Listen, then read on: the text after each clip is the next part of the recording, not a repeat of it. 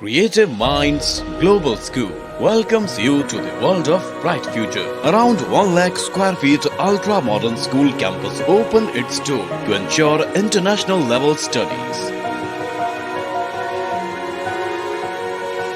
We believe that every child is unique and has immense potential to excel. We encourage our students to think independently and nurture their dreams. I am energetic. At Creative Minds, curricular and co-curricular activities complement each other to develop best skills in the students. I am confident. I am smart. I am strong. I am ambitious. Our job is not to prepare students for something. Our job is to help students prepare themselves for anything.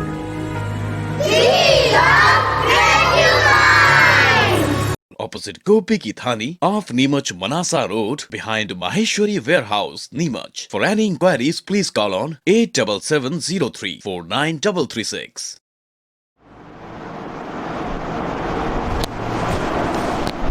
Now, today we are going to discuss empirical and molecular formula. ठीक है, empirical और molecular formula क्या है? Topic बहुत आसान है, सिर्फ focus करना है और ध्यान से समझें क्या कर रहे हैं अपन इसके अंदर. फर्स्ट है empirical formula, the formula which gives the simple whole number ratio. आप ध्यान देना मैंने क्या बोला, it gives the simple whole number ratio. और जब हम एक और फॉर्मूला इससे कंपेयर करेंगे, एक है एम्पेरिकल, एक है मॉलिक्यूलर. जब आप मॉलिक्यूलर को कंपेयर करोगे तो वहां लिखा है the formula which gives the actual number of atoms. तो फर्क क्या आ रहा है, एक है एक्चुअल नंबर ऑफ एटम और एक है सिंपल होल नंबर. अब आप कहेंगे सर फर्क क्या है दोनों में, डिफरेंस क्या है. अगर हम एक एग्जांपल ले रहा हूं मैं आपके सामने, मैंने लिया बेंजीन. बेंजीन सबको पता होना है C6H6, ये बेंजीन है. फॉर्मूला फॉर बेंजीन होता है C6H6, पहले पढ़ा है और नहीं तो अभी सीखेंगे. C6H6 ये फॉर्मूला हमें इंडिकेट कर रहा है 6 कार्बन है और 6 हाइड्रोजन है. 6 कार्बन 6 हाइड्रोजन एक्चुअल कि 6 कार्बन और 6 हाइड्रोजन है. लेकिन बताइए अगर मैं इसका रेशो लूं तो रेशो वाइज C और H क्या 1:1 आ जाएगा. मैंने इसको 6 से डिवाइड कर दिया, हो भी जाएगा डिवाइड. जब डिवाइड करेंगे तो कितना आएगा CH. तो CH ये बताएगा that is the simple whole number, ये इसका सिंपल होल नंबर हो गया. मतलब बेंजीन का सही में फॉर्मूला है C6H6, वो बता रहा है कि बेंजीन में 6 कार्बन है 6 हाइड्रोजन है. लेकिन जब हम इसके एम्पेरिकल फॉर्मूले की बात करेंगे, बेंजीन का एम्पेरिकल फॉर्मूला, तो वो हमें सिर्फ ये बताएगा कि इसमें कार्बन और हाइड्रोजन है. कितने हैं ये नहीं बताएगा. ये फॉर्मूला बता रहा है 6 हैं 6 हैं, ये सिर्फ बताएगा कार्बन और हाइड्रोजन है. प्लस साथ में ये एक और चीज क्या बताता है, किस रेशो में है. बताओ, इसके यहां पर 6:6 था, कैंसिल हो गया, कितना आ गया CH. दैट मीन्स जितने कार्बन है उतने हाइड्रोजन है. That means they are present in the 1:1 ratio, 1:1 के रेशो में. तो ये सिर्फ यही बताएगा कि 1:1 का रेशो है, बस. वो ये नहीं बताएगा कि कार्बन कितने हाइड्रोजन कितने, वो सिर्फ बताता है कार्बन है हाइड्रोजन है 1:1 में है. लेकिन ये जो फॉर्मूला है आपका मॉलिक्यूलर फॉर्मूला, ये एक्चुअल नंबर ऑफ एटम देता है. एक्चुअल नंबर मतलब जितने हैं उतने. तो अभी बताओ इसमें 6 हैं तो 6 दिख रहे हैं. एक और एग्जांपल लेते हैं, C6H12O6, ये आपके पास फॉर्मूला C6H12O6 क्या का फॉर्मूला, ग्लूकोज. ये ग्लूकोज का फॉर्मूला हमें बताता है कि ग्लूकोज में 6 कार्बन है, 12 हाइड्रोजन है और 6 ऑक्सीजन है. तो जितने जितने जो है वो बता रहे हैं. लेकिन अब मैंने इसको डिवाइड कर दिया 6 से, तो बताओ जब 6 से डिवाइड कर दोगे तो कितना आ जाएगा? 1 2 और 1। 6 से डिवाइड हो जाएगा तो कितना आ जाएगा? 1 2 और 1 आ जाएगा, and now it becomes CH2O। तो अगर आपसे कोई पूछेगा ग्लूकोज का एम्पेरिकल फॉर्मूला तो आप कहेंगे CH2O, और ये बताता है हमें कि कार्बन, हाइड्रोजन और ऑक्सीजन किस रेशो में है? 1:2:1। ये नहीं बता रहा है कितने कार्बन है। आप यहां से पता कर सकते हो कि कितने कार्बन है, सिर्फ ये मालूम है आपको कि 1 कार्बन है, 2 हाइड्रोजन है, 1 ऑक्सीजन है, इस रेशो में है। लेकिन ये फॉर्मूला हमें बताता है कि ग्लूकोज में 6 कार्बन है, 12 हाइड्रोजन है और 6 ऑक्सीजन है। तो क्लियर हो रहा है कि हाँ सर, जो एक्चुअल नंबर बताए, मतलब सही तो एक तरह से यही है। कौन सा फॉर्मूला आपका? मॉलिक्यूलर, क्योंकि यही हमें एग्जैक्टली बताता है कि कितने प्रेजेंट हैं एटम एक मॉलिक्यूल के अंदर। देखिए ना definition, actual number of atom of various element present in 1 molecule of the compound. तो 1 मॉलिक्यूल कौन है? ग्लूकोज का, C6H12O6। इसमें एक्चुअल कितने हैं सर? 6 carbon, 12 hydrogen, 6 oxygen. लेकिन इसका अगर अपन सिंपल होल नंबर रेशियो निकाल लें, सिंपल होल नंबर रेशियो, तो ये बताता है कि कार्बन 1 है, हाइड्रोजन 2 हैं और ऑक्सीजन 1। 1:2:1 के रेशियो में ये प्रेजेंट है। तो ये एक्चुअल नहीं बताता है, ये सिर्फ रेशियो बताता है। This is called empirical formula. देखो एक और एग्जांपल लेते हैं, CH3 COOH। बताइए क्या कहते हैं इसको? Acetic acid. 2 कार्बन दिख रहे हैं, C2 एक साथ लिख लिया मैंने, 2 कार्बन थे एक साथ लिख दिया। H 3 और 1 4, ये 4 मैंने लिख दिया। 2 ये O2 लिख दिया। तो अब बताइए क्या 2 कार्बन है, 4 हाइड्रोजन है और 2 ऑक्सीजन है, ऐसा लिख सकते हैं इसका मॉलिक्यूलर फॉर्मूला? तो ये मॉलिक्यूलर फॉर्मूला है, ये आपको इंडिकेट कर रहा है 2 कार्बन है, 4 हाइड्रोजन है, 2 ऑक्सीजन, एक्चुअली इतने। लेकिन इसका बताओ अगर मैं डिवाइड कर दूं 2 से तो डिवाइड हो जाएगा, and what it will give? CH2O। ये इसका एम्पेरिकल हो गया। एम्पेरिकल बता रहा है 1:2:1 में ये प्रेजेंट है। तो बताइए CH2O एसिटिक एसिड का भी एम्पेरिकल है, CH2O ग्लूकोज का भी एम्पेरिकल है। तो एम्पेरिकल फॉर्मूले जो रहते हैं वो सिर्फ आपको ये बताते हैं किस रेशो में प्रेजेंट है। इसको देख के आप ये पता नहीं कर सकते हैं ये ग्लूकोज का है या एसिटिक एसिड का। वो सिर्फ ये बताते हैं कि एसिटिक एसिड में भी कार्बन 1:2:1 में है ये, और ये भी इसमें इसी रेशो में। लेकिन आप देखिए ग्लूकोज में ये 6, ये 12 और ये 6 है, और ये एसिटिक एसिड में 2, 4 और 2 है। ये ऐसे डिफरेंस होता है। तो सिंपल सी बात आप समझ पा रहे हैं सर, जो सही में फॉर्मूला होता है उसको क्या फॉर्मूला बोलते हैं हम? Molecular formula. मॉलिक्यूलर फॉर्मूला हमको एग्जैक्ट बताता है कितने कितने एटम्स है, कौन कौन से, एग्जैक्ट। बट अगर उसका सिंपल रेशो कर दिया जाए तो वो हमें क्या बताने लग जाता है? Empirical formula. और इन सब के एम्पेरिकल फॉर्मूला निकालने आपको आ रहे हैं। एक और लेते हैं, H2O2, इसको कहते हैं हाइड्रोजन परऑक्साइड। अब हाइड्रोजन परऑक्साइड के फॉर्मूले में ये क्या बता रहा है कि इसमें 2 हाइड्रोजन है, 2 ऑक्सीजन है एक्चुअली। लेकिन बताइए इसको 2 से डिवाइड कर दे तो क्या बन जाएगा? HO। तो ये इसका एम्पेरिकल हो गया। और एम्पेरिकल हमें ये बताता है जितने हाइड्रोजन है उतने ही ऑक्सीजन है, मतलब किस रेशो में हो गए? 1:1। तो इसका ये एम्पेरिकल फॉर्मूला हो गया। तो empirical gives only the ratio, but molecular will give you the actual number of atoms, कितने उसमें प्रेजेंट हैं। ये डिफरेंस है मॉलिक्यूलर और एम्पेरिकल फॉर्मूला। तो पहले definition, empirical formula which gives the simple whole number ratio of the atoms of various element present in one molecule of the compound। Simple सी बात है, एक कोई भी कंपाउंड है उसका सिंपलेस्ट होल नंबर, और ये जो कंपाउंड खुद है ये क्या कहलाएगा? Molecular formula.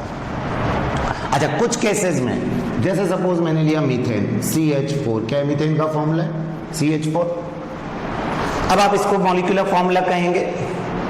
मीथेन बताता है 1 कार्बन 4 हाइड्रोजन। अब इसको डिवाइड भी करोगे तो वापस आएगा CH4 ही। डिवाइड किससे करोगे? 1 है तो 1 से डिवाइड होगा।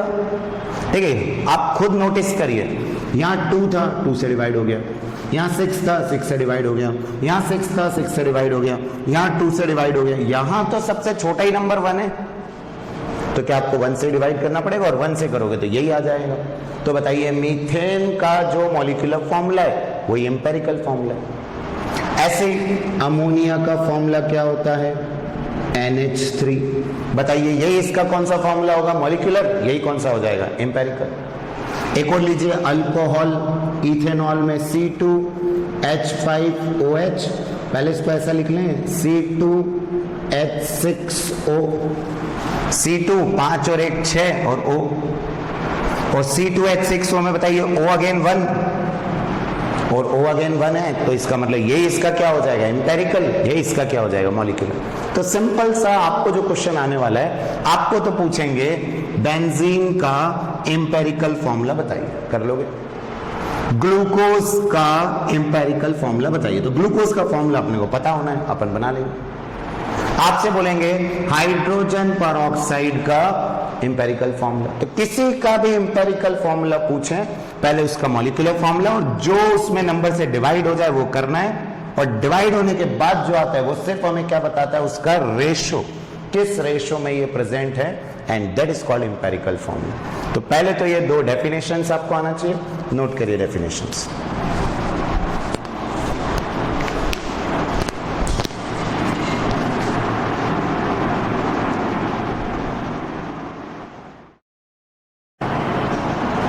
ना अब आपके सामने कुछ क्वेश्चंस हैं, आप निकाल रहे हैं इनमें एम्पेरिकल फॉर्मूला।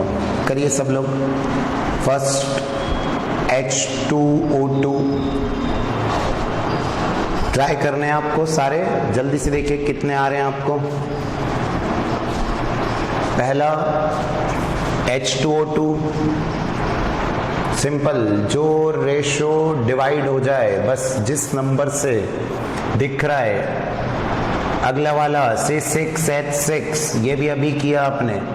ऐसे जल्दी से आप एक बार ट्राई कर रहे, फिर मैं सबके आंसर लिखूंगा। एक बार आप ट्राई करिए जल्दी से, क्या आ रहा है आपका आंसर। तो फर्स्ट आपने कोशिश करी है, C2H2 दिख रहा है 2 से डिवाइड, इसमें भी अगले वाले में 6 से डिवाइड हो रहा है, ठीक है। नेक्स्ट कोशिश करिए, C12H22O11 सुक्रोज, सुक्रोज बोलते हैं आप इसको, जिनको नहीं मालूम है याद रखना है, सुक्रोज। देन जो डिवाइड हो तो ठीक है, नहीं होगा तो जो मॉलिक्यूलर फॉर्मूला है वही एम्पेरिकल बन जाएगा, बस इस बात को ख्याल रखना है। तो यहां मेरे हिसाब से आपको समझ में आया क्या करना है, अभी बताते हैं आंसर, बट क्लियर है। C10H8, फिर Na2CO3, फिर B2H6, देन N2O4। जल्दी से कर लिया आपने सारे, ठीक है ना। अब मैच करते हैं। सबसे पहले ये हैं सारे मॉलिक्यूलर फॉर्मूले, ठीक है। अब आपको H2O2 में क्या दिखता है सर, 2 से डिवाइड हो जाएगा, what is the formula HO। अभी इस वाले में देखेंगे तो काय से डिवाइड हो जाएगा 6, तो फॉर्मूला CH, बस ऐसे ही निकाल के देना है आपके एग्जाम में भी। नेक्स्ट, अच्छा इसको जब आपने कोशिश करी 22 हो रहा है, 11 हो रहा है, ये नहीं हो रहा है, तो फॉर्मूला रिमेन्स सेम, तो C12H22O11 नहीं डिवाइड हो रहा है तो empirical and molecular remains same. इसमें 2 से डिवाइड हो जाएगा C5H4, ये मॉलिक्यूलर, ये एम्पेरिकल, 2 से डिवाइड हो रहा है। इसमें तो आपको खुद दिख रहा है सर C1 है, 1 आ गया तो किसी से भी नहीं होगा, तो formula become Na2CO3, again remain same. B2H6 कैसे डिवाइड कर दिया आपने 2, फॉर्मूला बिकम्स BH3। N2O4 2 से डिवाइड कर दिया, क्या बन गया NO2। H3PO4 में फिर से P1 आ गया, नहीं होगा डिवाइड, मतलब इट विल रिमेन H3PO4 ही रहेगा। Fe2O3 क्या it will again remain same, क्योंकि Fe2O3 में कोई डिवाइड ही नहीं हो रहा है, तो अगेन Fe2O3 हो गया। और यहां तो सिंपल दिख रहा है सर 2 से डिवाइड हो रहा है, and formula now become CH। तो अब किसी का भी आपको एम्पेरिकल फॉर्मूला निकालने को आएगा, आ जाएगा, और समझ में आ गया ये सब फॉर्मूले बताते हैं एक्चुअल नंबर, और ये सिर्फ बताता है आपको रेशो। तो जल्दी से आंसर लिख लिया आपने।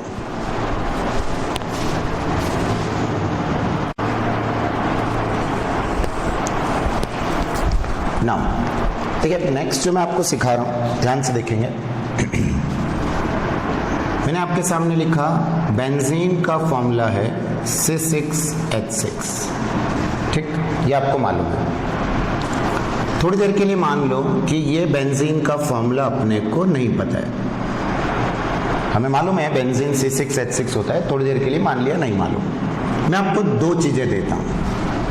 मैंने आपको दिया molecular mass of benzene, molecular mass of benzene मैंने आपको दिया 78, ये मैंने क्वेश्चन में आपको दिया, और प्लस आपको दे दिया मैंने कि empirical formula of benzene, empirical formula of benzene SCH, ये दो चीजें देख के रखिए। मैंने क्या कहा आपको ये मालूम ही नहीं है अब ये निकालना है। तो आपके पास मॉलिक्यूलर मास है बेंजीन का, एम्पेरिकल फॉर्मूला है बेंजीन का।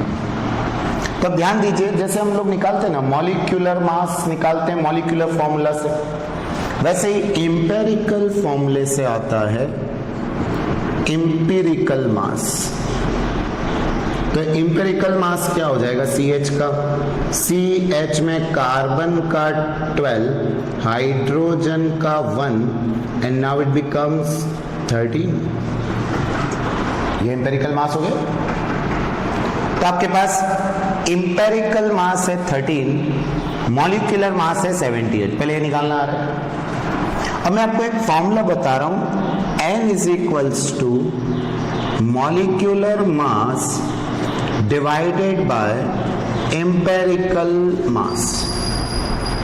तो बताइए मॉलिक्यूलर मास कितना है हमारे पास 78, एम्पेरिकल मास कितना है 13, डिवाइड किया n कितना आ गया 6। तो पहले मॉलिक्यूलर मास गिवन था, एम्पेरिकल फॉर्मूले से निकाल लिया एम्पेरिकल मास, दोनों को डिवाइड करने पे 6 आ गया। और आप खुद बताइए, आपको पता चल रहा है इसमें अगर इसका मास 13 है तो ये इसका कितना टाइम्स कम है, 6 टाइम्स। तो इसका मतलब अगर हम CH में कितने का मल्टीप्लाई कर दें 6, then we will get C6H6। ये आपके पास आ गया। तो सिंपली आपको क्या बोलने जा रहे हैं कि आपको मॉलिक्यूलर मास दिया हो और एम्पेरिकल फॉर्मूला गिवन हो, तो सिंपली एम्पेरिकल मास निकाला और उनको डिवाइड करके नंबर आ जाएगा, और नंबर से अगर आप मल्टीप्लाई कर देंगे एम्पेरिकल फॉर्मूले को, you will get the molecular formula. किसी भी चीज का आप ऐसे कर सकते हैं। अच्छा, जिसके दोनों सेम होंगे उसके लिए नंबर 1 आ जाएगा, 1 होगा तो कोई फर्क नहीं पड़ेगा। एक और लेते हैं C2H2, भूल जाओ अभी आपको मालूम है, दिस इज कॉल्ड इथाइन, पढ़ा आपने, इथाइन है ये। अब इथाइन का आपको क्या दे रखा है, मास। इथाइन का आपको मास दे दिया कि molecular mass of ethyne, molecular mass given है 26, और गिवन है आपको एम्पेरिकल फॉर्मूला जो कि है CH अगेन। तो बताओ आपने फिर से क्या निकाल लिया इसका, एम्पेरिकल मास कितना आ गया 13, N क्या होता है molecular mass by empirical mass, कितना हो जाएगा 26 बाय 13, कितना आ गया 2। और 2 आने के बाद अब इसमें मल्टीप्लाई, CH में अगर 2 का मल्टीप्लाई करोगे what you will gate C2H2, ये फॉर्मूला होगा। This is a formula for ethyne. तो सिंपल, अगर हमको मॉलिक्यूलर फॉर्मूला पूछेंगे, ये अभी थे नहीं अपने पास, ये हमने निकाले, तो अपने को सिंपली क्या करना है, मॉलिक्यूलर मास दे के रखेंगे, मॉलिक्यूलर मास दे के रखेंगे, फॉर्मूला दे के रखेंगे, मास हम निकालेंगे एम्पिरिकल, डिवाइड किया नंबर और नंबर से मल्टीप्लाई। अच्छा, अब एक बात ध्यान रखने की, कई बार मॉलिक्यूलर मास नहीं देते हैं, नहीं देते हैं। मॉलिक्यूलर मास नहीं देंगे तो क्या करेंगे? तो आपको क्या सिखाते हैं, अब मॉलिक्यूलर मास नहीं दे तो वो दे के रखेंगे आपको एक और चीज, वो है वेपर डेंसिटी। ये भी बहुत इंपॉर्टेंट है कंपटीशन के लिए, वेपर डेंसिटी दे देंगे। अब आप सोचेंगे सर मॉलिक्यूलर मास होगा, एम्पिरिकल फॉर्मूला होगा, तभी आप ये निकाल के नंबर निकाल सकते हैं। अब ये वेपर डेंसिटी दे दी, मॉलिक्यूलर मास नहीं दिया, वेपर डेंसिटी दे दी। अब आप क्या करने वाले? तो इसके लिए सिंपली अगर मैं आपसे कहूं कि अब अपने को क्या फॉलो करना है, देखिए ये 78 है, इसकी जगह मैं आपको दे सकता था वेपर डेंसिटी इज 39, ये मैं दे सकता हूं। मतलब है कोई टर्म नहीं है, आपको सिंपली मैं बोलूं कि molecular mass is equals to 2 into vapour density होता है। आपके पेपर में भी देखेंगे आप, ऊपर एक फॉर्मूला लिखा हुआ और आप समझ पा रहे। तो सिंपली मॉलिक्यूलर मास नहीं दिया हो कोई बात नहीं, वेपर डेंसिटी गिवन है, 2 का मल्टीप्लाई कर लो। तो या तो मैं क्वेश्चन में दे दूंगा मॉलिक्यूलर मास इज 78, और या फिर आपको क्या दे दिया कि वेपर डेंसिटी 39। बात तो एक ही है, क्योंकि 39 इंटू 2 करके फिर से मॉलिक्यूलर मास निकाल लेंगे। तो आपको तो अगर मॉलिक्यूलर मास भी गिवन हो तो क्या करना है, सिंपल एम्पिरिकल मास से डिवाइड करके नंबर, और अगर नहीं दिया हो मॉलिक्यूलर मास तो क्या करेंगे, vapour density. So vapour density का क्या रिलेशन है, 2 into vapour density is the molecular mass. आ जाएगा, जल्दी से बना लो इसको।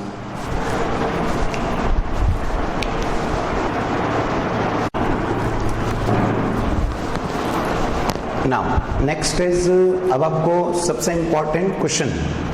अब कैसे क्वेश्चन होंगे, देखिए एक sample, the molecular mass of an organic compound is 78। आपको कंपाउंड का मास गिवन है, molecular mass, already molecular mass है। अच्छा, इस क्वेश्चन में कुछ घुमा नहीं रहे, सीधा सीधा मॉलिक्यूलर मास दिया, एंड इट्स परसेंटेज कंपोजिशन, और उस कंपाउंड में कितना परसेंट गिवन है, कार्बन। अच्छा, ऑर्गेनिक कंपाउंड है तो कार्बन हाइड्रोजन यही मिलेगा, तो कार्बन है 92.4 और हाइड्रोजन है 7.6। बस ये 2 ही एलिमेंट गिवन है। अभी हम आगे क्वेश्चन करेंगे, 3 एलिमेंट भी होंगे, 5 एलिमेंट भी होंगे, तो अभी 2 से शुरू करते हैं बेसिक सीखने के लिए। तो आपको एक ऑर्गेनिक कंपाउंड गिवन है, मास उसका गिवन है मॉलिक्यूलर मास। आप जानते हैं मॉलिक्यूलर मास की मदद से हम n निकाल लेंगे, और n से एम्पिरिकल फॉर्मूला और मॉलिक्यूलर फॉर्मूला। अभी इस क्वेश्चन में बोला गया determine molecular formula of the compound, molecular formula निकालना है। अब अभी तक मॉलिक्यूलर फॉर्मूला निकालने का जो ट्रिक था होता है एम्पिरिकल मास से, कि सर मॉलिक्यूलर मास को कैसे डिवाइड कर दो, एम्पिरिकल मास से आ जाएगा आपका आंसर, जो n नंबर आएगा मल्टीप्लाई कर देंगे। अभी क्या करें, तो अभी के लिए ये जो मैं टेबल आपके सामने बना रहा हूं, पूरी आपको एग्जाम में एज इट इज बनानी, इट्स वेरी इंपॉर्टेंट। मैं कह रहा हूं 5 मार्क का क्वेश्चन आना है। एलिमेंट, सबसे पहले आप मुझे बताइए कौन कौन से एलिमेंट का परसेंटेज गिवन है, कार्बन और हाइड्रोजन। तो सबसे पहले एलिमेंट कार्बन और हाइड्रोजन, सबसे पहले एलिमेंट के कॉलम में element.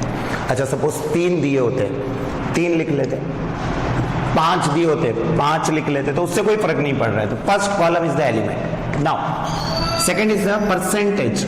What is the percentage of carbon, 92.4%। तो जो परसेंट गिवन है वो लिखना है। हाइड्रोजन 7.6, तो ये परसेंटेज हो गया सेकेंड कॉलम में।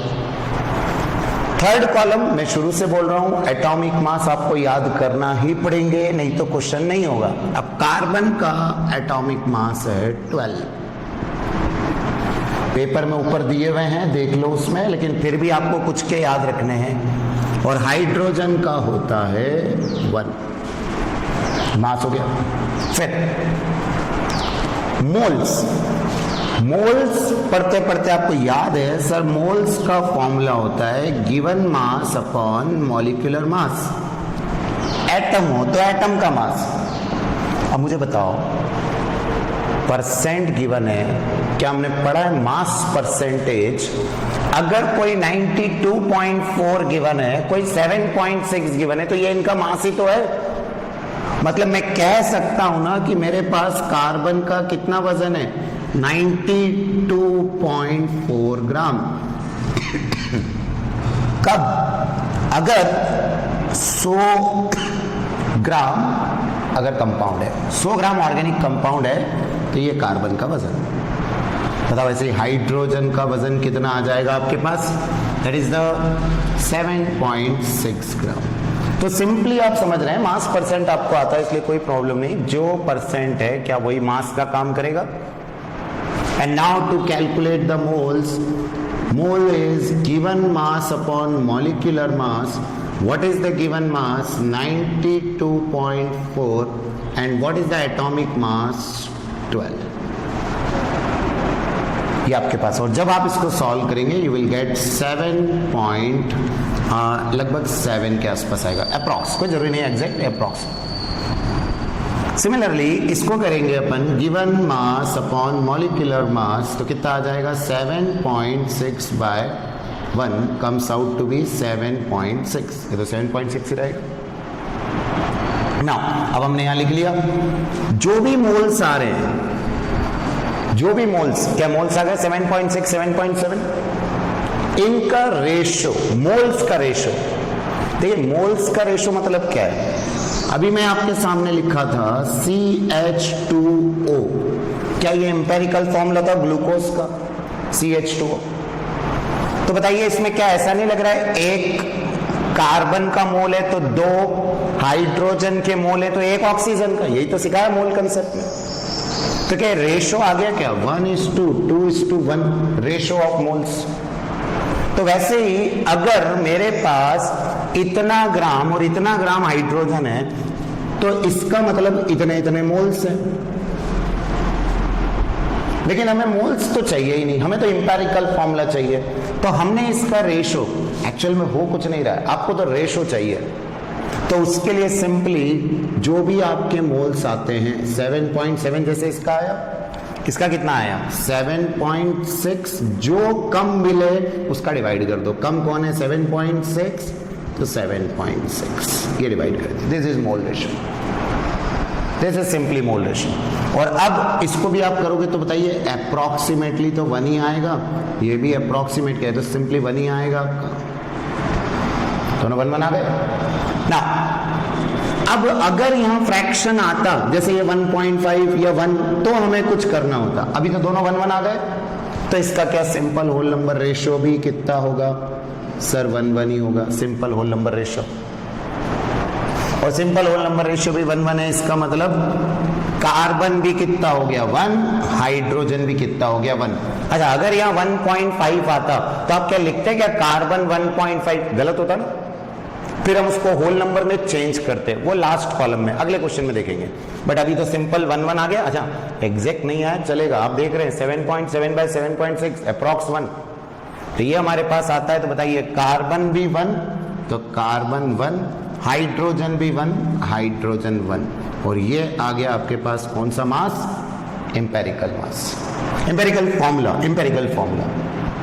And now what is the empirical mass now? तो एम्पेरिकल मास कितना हो जाएगा? 12 + 1 13। What is the molecular mass? 78। तो simply n is equals to molecular mass by empirical mass, that is 78 by 13 comes out to be 6। और फिर आपको मालूम है जो नंबर आ जाए क्या उसका इसमें मल्टीप्लाई कर देंगे, you will get 6/6। तो सिंपली बस आपको सॉल्व करना है, क्या ध्यान रखना है वो आपको है पहले ये टेबल के बाद simple whole number ratio, carbon 1 hydrogen 1 लिखा, और इसके बाद इससे इंपेरिकल मास दोनों का divide, you will get the answer. तो आएगा समझ में? बनाइए जल्दी से।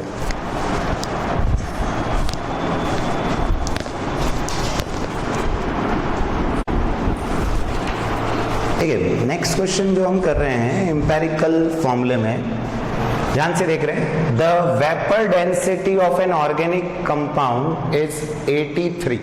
वेपर डेंसिटी, पिछले क्वेश्चन में क्या गिवन था? Molecular mass. बट मैंने क्या कहा? कोई मतलब नहीं, molecular mass is equals to क्या कर देंगे? 2 इंटू वेपर डेंसिटी, 2 इंटू 83 166। हमें इनडायरेक्टली मॉलिक्यूलर मास गिवन है, तो आपको कुछ नहीं करना है, जहां वेपर डेंसिटी दिखे आप तो उसको मॉलिक्यूलर मास में बदल लो। फिर परसेंटेज कंपोजिशन गिवन है, किस किस का? 57.8% कार्बन, ये hydrogen, and now rest is oxygen. ध्यान देना क्या लिखा है? Rest is oxygen. तो पहले तो 3 एलिमेंट हैं, carbon, hydrogen, oxygen. The percentage of carbon is 57.8. The percentage of hydrogen is 3.6. लेकिन अब आप कहेंगे सर ऑक्सीजन का तो गिवन ही नहीं है, क्या करने वाले हैं आप?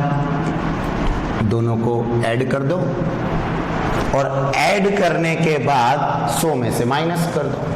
तो क्या आपके पास अगर आपको चाहिए परसेंटेज ऑफ ऑक्सीजन, तो सिंपली 100 में से माइनस हो जाएगा 57.8 प्लस 3.6, इन दोनों को ऐड कर दो, कितना आ जाएगा आपके पास? 4 1 10 11 1 61.4। लेकिन ये इन दोनों का सम हुआ, अब इसको काय में से माइनस कर दिया आपने? 100 में से। How much you get? 38.6, ये आपके पास आ जाएगा। तो अभी हमारे पास जो आ रहा है वो है पहले फर्क दोनों क्वेश्चन में। पिछले वाले में क्या गिवन था? मॉलिक्यूलर मास, इस बार वेपर डेंसिटी निकाल लिया। दूसरा percentage and rest is oxygen. तो नया पैटर्न क्या हुआ कि अगर तीनों का परसेंट नहीं गिवन हो तो परसेंट क्या होता है? 100। तो जब 2 का गिवन है तो तीसरा कितना होगा? 100 में से माइनस, ये कर दिया ना। अब बताएं, कार्बन का मास 12, मैंने कहा ये याद करना है।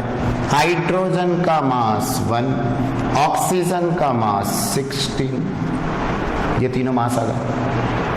फिर मोल्स, क्या ये परसेंट का मास का काम करेगा? परसेंटेज, मास परसेंटेज से क्या ये टोटल मिला के अगर 100 है तो इसमें इतना ग्राम कार्बन है, इतना ग्राम हाइड्रोजन है, इतना ग्राम ऑक्सीजन है। तो बताओ what is the percentage of carbon? 57.8 divided by 12।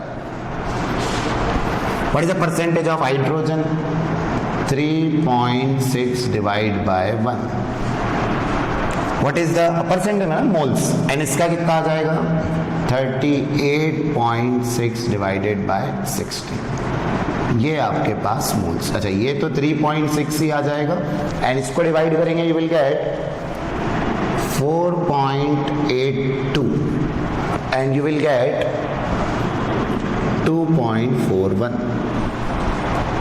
तो पहले तो आपने सबको डिवाइड कर लिया, क्या ये मोल्स आ गए। और अगला क्या होता है? Moles ratio. अब मोल्स का रेशो क्या है इनमें? मैंने क्या कहा था? जो सबसे छोटा उससे डिवाइड करना है। तो पहले इसके मोल्स 4.82, इसके मोल्स 3.6, इसके मोल्स 2.41। जो सबसे कम है उससे डिवाइड कर दो। 2.41 डिवाइड बाय 2.41 डिवाइड बाय 2.41 कितना आएगा? 2। इसको करेंगे डिवाइड, आएगा 1.5, ये 1। अब आपको जो मैं पहले बता रहा था, यहां प्रॉब्लम हो गई। 2 1.5। अच्छा, अब अगर हम लिखें C2H 1.5 तो आपने डेफिनेशन में लिखा था इंपेरिकल की होल नंबर रेशो होना चाहिए। तो ये होल नंबर नहीं है ना। तो अब ऐसा क्या करें कि इनका रेशो डिस्टर्ब ना हो। अच्छा, अभी रेशो क्या है? 2:1.5:1।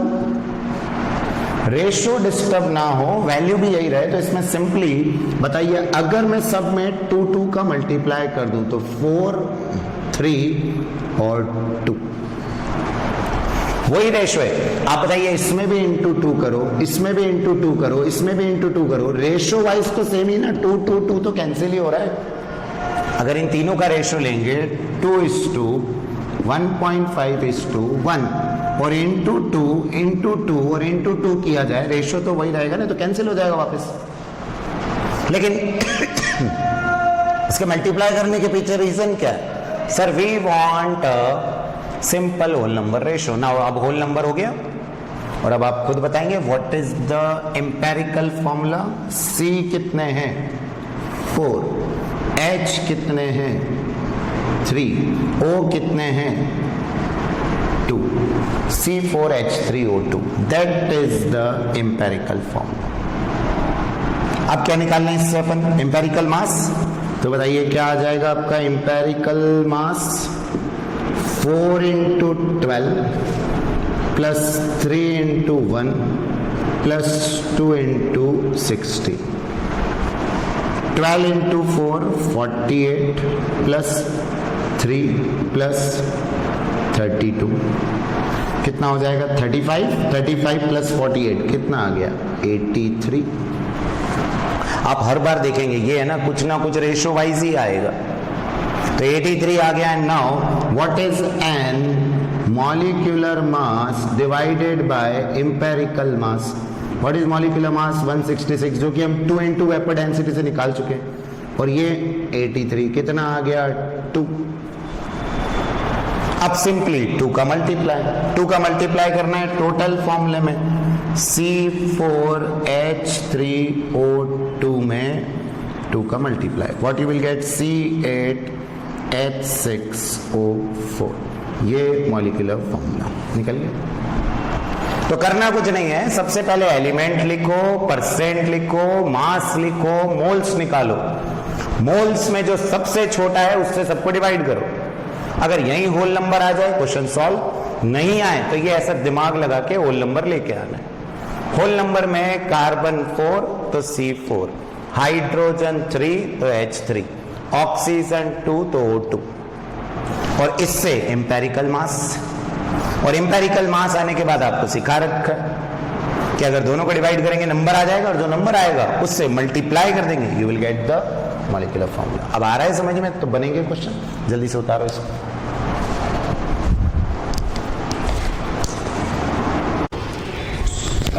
Now, next question, a compound on analysis gave, देखिए क्या क्या दिया उसने? Sodium, sulphur, hydrogen, oxygen. मैंने कहा था ना शुरू में हमने 2 से शुरू किया था, 4 एलिमेंट हो गए। अब आगे है calculate the molecular formula of the compound. आपको मॉलिक्यूलर फॉर्मूला बनाना है, लेकिन इसमें देखिए एक नई चीज क्या है? On the assumption that all the hydrogen in the compound are present in combination with oxygen as water of crystallization।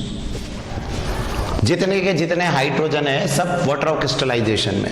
ये सब समझ में आएगा। पहले हम लोग अपना जो बेसिक है मॉलिक्यूलर फॉर्मूला निकालते हैं, उसके बाद मैं समझाता हूँ ये क्या है। तो मॉलिक्यूलर फॉर्मूला निकालने के लिए सबसे पहले एलिमेंट आप मेरे साथ साथ करते भी जा रहे हैं। सबसे पहले सोडियम, सोडियम के बाद सल्फर, फिर हाइड्रोजन एंड देन ऑक्सीजन। सबसे पहले जो भी एलिमेंट है उनके नाम। नाउ परसेंटेज 14.31, 9.97, 6.22, 69.5, ये परसेंट हो गया। फिर इसके बाद मास याद होना है। सोडियम 23, नहीं हो पेपर में देख लें। Sulphur 32, hydrogen 1, oxygen 16। यहां तक तो अब आपको बड़ा इजी। फिर अब मास, मोल निकालने का तरीका क्या है? गिवन मास अपॉन एटम है तो एटॉमिक मास, तो गिवन मास है 14.31 डिवाइडेड बाय कितना हो जाएगा 23 फर्स्ट, देन इक्वल टू, ये जब सॉल्व करेंगे तो आएगा आपके पास 0.62. अगला 9.97 given mass divided by molecular mass, ये आएगा 0.31. फिर इसको 6.22 divided by 1, 6.22. And then oxygen में 69.5 डिवाइडेड बाय 16, ये आएगा 4.34. सबसे पहले क्लियर है, हाँ सर यहां तक तो पहुंच गए. क्या करते हैं इसके बाद, सबसे छोटे को सबसे डिवाइड, पहला क्या है 0.62, दूसरा क्या है 0.31, अगला क्या है 6.22, अगला क्या है 4.34. सबको डिवाइड कर दो सबसे छोटे से. सबसे छोटा कौन है 0.31, 0.31 divided by 0.31 divided by 0.31 divided by 0.31. और ऐसा करने से आपका आएगा पहले तो 2, 1, इसको सॉल्व करते हैं तो आएगा आपके पास 20, इसको सॉल्व करने पे आएगा 14. क्या है, सब सिंपल होल नंबर रेशियो है, कोई फ्रैक्शन में नहीं है तो सिंपल, यही आपका आगे 2, 1, 20 एंड देन 14, ये आपके पास आ गया. अब बताइए पुट करेंगे तो क्या आएगा, Na2, Na2 है, S1, H20, O14, ये बन गया आपके पास. तो ये हुआ हमारे पास कौन सा फॉर्मूला, एम्पेरिकल फॉर्मूला. आपको बनता है हाँ सर एम्पेरिकल फॉर्मूला. क्या मास निकाले अब इससे, व्हाट इज एम्पेरिकल मास, कितना आ जाएगा 2 into 23, आ रहा है समझे, 2 into 23 plus 32 plus 20 into 1 plus 14 into 16, यही होगा. जब आप सबको सम करते हैं you will get again 322, same आ रहा है 322 यार. एम्पेरिकल मास भी, और जरा देखिए मॉलिक्यूलर मास भी कितना गिवन है, 322 गिवन है. तो यहां पर जब हम n निकालेंगे molecular mass by empirical mass, तो 322 बाय 322 कितना बना जाएगा 1 है, मतलब इस टोटल यही हो गया क्या फॉर्मूला, इंटू 1 करूंगा तो आएगा तो यही. तो ठीक है, यहां तक तो सर अपना पुराना मेथड अपन ने फॉलो किया और मुझे उम्मीद है अब तो यहां तक तो सभी लोग कर लेते हैं. बट अब नया क्या है इस क्वेश्चन में, on the assumption that all the hydrogen are present in combination with oxygen, जितने भी हाइड्रोजन है वो सब के सब कैसे प्रेजेंट है, वाटर ऑफ क्रिस्टलाइजेशन. 10th में पढ़ा है आपने, वाटर ऑफ क्रिस्टलाइजेशन क्या होता है, H2O डॉट वाला. तो इसमें हाइड्रोजन कितने हैं 20, तो 20 के 20 हाइड्रोजन कैसे होना है वाटर ऑफ क्रिस्टलाइजेशन में.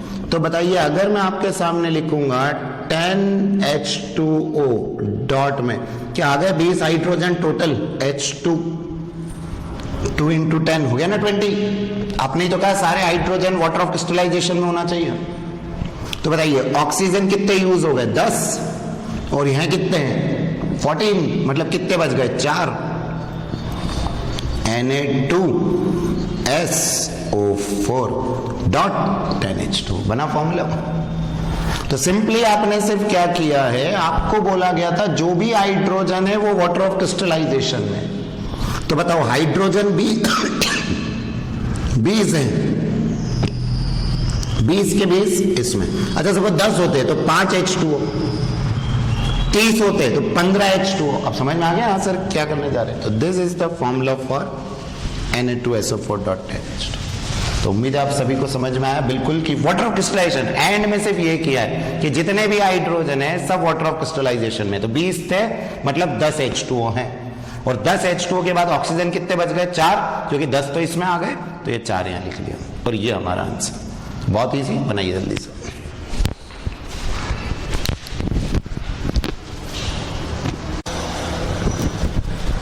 Now, our next question is, अगर आप देख रहे हैं अभी तक हम जितने भी क्वेश्चंस कर रहे थे उसमें मैंने आपको एलिमेंट दिए थे, कार्बन, हाइड्रोजन, सोडियम, अकेला अकेला था।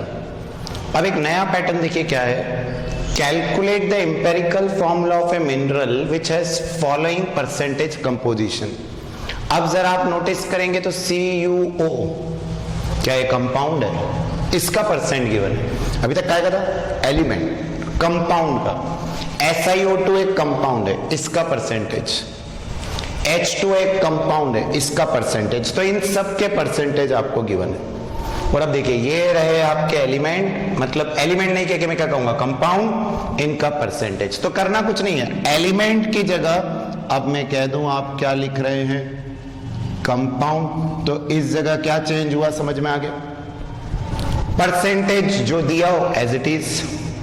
हाँ ये जरूर है, अब वापस एटॉमिक मास की जगह क्या आ जाएगा? मॉलिक्यूलर मास, बस, क्योंकि मॉलिक्यूल्स हैं। तो कॉपर का 35.5 प्लस 16 ये इसका मास, सिलिकॉन का 28 प्लस 32 ये इसका मास, वाटर का मालूम ही है आपको। तो सब कुछ सेम, सिर्फ आप क्या देख रहे हैं, सर कंपाउंड हो तो मॉलिक्यूलर मास लेना है और कंपाउंड एज इट इज लिख देना है बस। और फिर से वही given mass upon molecular mass is the moles. तो बताओ गिवन मास 44.82, मॉलिक्यूलर मास ये रहा। क्या फिर से वही नंबर तीनों में करा? सबसे छोटा कौन सा है? 0.55, सब में डिवाइड कर दिया। अच्छा अब देखिए 0.55 से तो करने पे 1 आ जाएगा, बट यहाँ 0.58 है, ठीक है, लगभग इट्स सेम। तो 0.58 बाय 0.55 अप्रोक्सीमेटली 1 ही मानना है। एंड 1.13 बाय 0.55 2 के लगभग आएगा, 2.02, कोई फर्क नहीं, 2 मानेंगे। तो बताइए क्या रेशियो आ गया? 1:2। And now we can write CuO dot SiO2 dot 2H2। आपको 2H2 ऐसे नहीं लिखना है, आप ऐसे भी लिख सकते हैं, कोई प्रॉब्लम नहीं। बट आपको मालूम है पानी ऐसे की बजाय किस तरह से होगा?